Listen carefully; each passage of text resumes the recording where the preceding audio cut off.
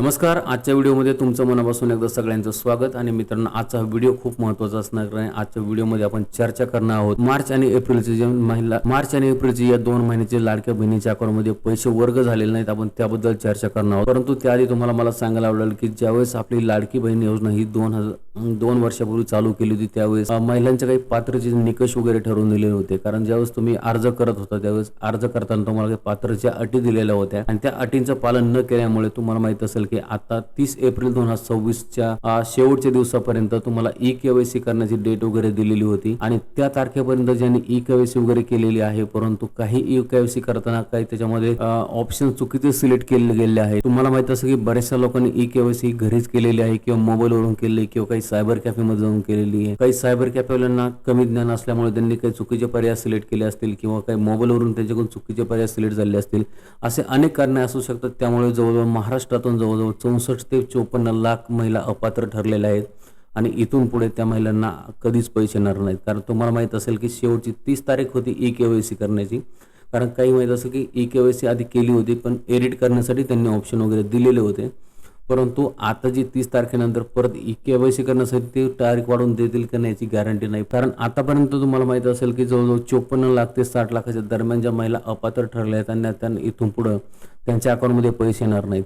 आणखी काही कारण वेगळे असू शकतात. तुम्हाला माहित असेल की एखादा अकाउंट घरामध्ये त्यांचा आयकरदाता असेल किंवा एखादा माणूस सरकारी नोकरीला असेल किंवा त्यांचं तुम्हाला माहित असेल की ई-केवायसी करताना आता ज्या महिलेचं अर्ज आहे लाडक्या बहिणीसाठी, त्याच महिलेचं पतीचं आधार कार्ड, पॅन कार्ड किंवा वडिलांचं आधार कार्ड, पॅन कार्ड अशा विविध डॉक्युमेंटची त्याच्यामध्ये त्यांनी रिक्वायरमेंट ठेवलेली होती आणि ते डॉक्युमेंट सबमिट केल्याच्या नंतर तुम्हाला माहित असेल की जे इन्कम डिपार्टमेंट वगैरे असतं त्यांना हा रिपोर्ट वगैरे पाठवत असताना रिपोर्ट पाठवल्यानंतर तुमचं त्यांच्या लक्षात येतं की तुमचं खरंच वार्षिक उत्पन्न 2,50,000च्या आतमध्ये आहे की बाहेरमध्ये आहे. किंवा काहींच्या नावावरती 4 व्हीलर असते, 4 चाकी असते, काही वाहनं असतात आणि ते त्यांच्याकडून जे आहे तुम्हाला त्याची माहिती अपडेट झाल्यानंतर तुमचे जे अर्ज बाद करण्यात येत आहेत. किंवा तुम्हाला दुसरं कारण सांगायचं झालं तर माहित असेल की तुम्हाला डीबीटी खात्यावर तुम्हाला पैसे दिले जातात आणि डीबीटी खात्यावरती पैसे येण्यासाठी तुम्हाला माहित असेल की तुमचं आधार कार्ड सीडिंग असणं खूप महत्त्वाचं असतं.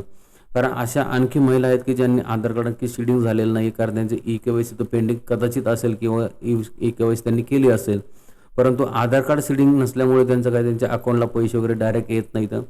आणि दुसरी गोष्ट आणखी एक त्याच्यामध्ये ॲडिशनल पॉईंट तुम्ही असं विचार करू शकता की ज्या महिलेचं वय जे आहे 21 ते 65 वर्ष आपल्याला त्याच्यामध्ये वयाची अट घालून दिली होती. आणि तुम्हाला माहिती आहे की 65 वर्षाच्या नंतर वयोवृद्ध महिलांसाठी किंवा वयोवृद्ध लोकांसाठी आणखी काही महत्त्वाच्या योजना असतात. त्यामुळे त्यांचं लाडकी बहीण योजनेमधून नाव कमी झालेलं असेल असंही त्यांचं एक शक्यता नाकारता येत नाही. परंतु तुम्हाला सांगायला आवडेल की जवळजवळ मागच्या महिन्यामध्ये पूर्णपणे 54 लाख ज्या महिला आहेत त्या अपात्र ठरलेल्या आहेत. आणि तुम्ही पाहत असाल की आपण याआधी पण लाडक्या बहिणी योजनेमध्ये आपण व्हिडिओज वगैरे बनवले होते आणि आपल्या बहिणींना आपण कल्पना देण्याचा प्रयत्न केला की तुमचे पैशाचं असेल किंवा तुमचा हप्ता कधी येईल आपण सगळं सांगण्याचा प्रयत्न केला. परंतु आता काही त्यामध्ये महिला कमेंट बॉक्समध्ये येऊन विचारत आहेत की सर आमचं आधार कार्ड सीडिंग वगैरे नाही आहे किंवा आमची ई-केवायसी आमचे झालेलं नाही, पण आता आम्हाला ई-केवायसी करायची पण एडिटचा ऑप्शनच येत नाही आहे. परंतु तुम्हाला मला सांगावं असं वाटतं की ते आत्तापर्यंत जी 30 एप्रिल 2026 पर्यंत ई-केवायसी करण्याची शेवटची तारीख होती. आणि आणखी तर सरकारनं असा कुठलाही त्यामध्ये विचार केलेला नाही की ते तुम्हाला ई-केवायसी करण्यासाठी आणखी तुम्हाला तारीख वाढवून मिळेल. आणि जर असा काही अचानक बदल करण्यात आला आणि राहिलेल्या लोकांना जर ई-केवायसी करण्याचा जर त्यांनी संधी दिली तर नक्कीच आपल्या व्हिडिओद्वारे सांगितलं जाईल.